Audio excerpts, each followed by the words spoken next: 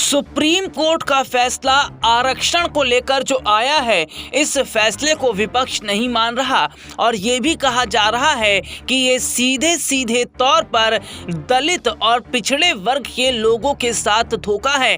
लेकिन अब इस मामले पर कांग्रेस ने बड़ा कदम उठा लिया है।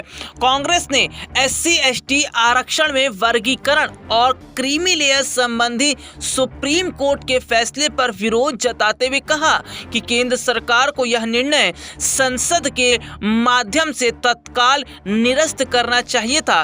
कांग्रेस अध्यक्ष मल्लिकार्जुन खड़गे ने शनिवार को कहा कि क्रीमी लेयर के फैसले को मान्यता नहीं दी जानी चाहिए।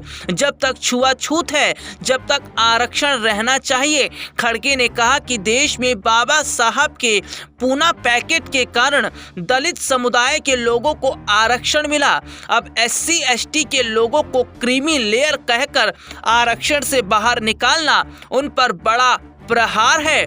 आरक्षण के बावजूद हाई कोर्ट में दलित समाज के लोग नहीं हैं, सुप्रीम कोर्ट में नाम मात्र के लोग हैं और अफसरों के बड़े पदों पर भी कोई नहीं है। भाजपा का इरादा आरक्षण खत्म करने का है।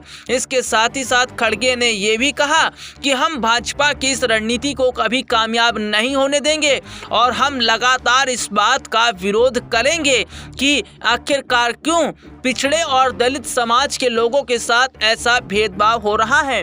मल्लिकार्जुन खड़गे ने सीधे तौर पर यह कहा कि वो चाहते हैं कि बाबा साहब भीमराव अंबेडकर ने संविधान में पिछड़े समाज के लोगों के लिए जिस तरीके से ध्यान रखा और उन्हें तमाम सुविधाएं दी गई, आरक्षण दिया गया और ये आगे भी लागू रहेगा। लेकिन सरकार की जो नीयत है वो ये है कि किसी भी तरीके से आरक्षण खत्म किया जाए और पिछड़े और दलित लोगों को दबाया जाए। लेकिन हम बीजेपी की इस नीति के खिलाफ हैं। आरक्षण का मुद्दा लगातार उठ रहा है जो कि बीजेपी के लिए वोट बैंक के लिहाज से भी मुश्किलें खड़ी कर सकता है।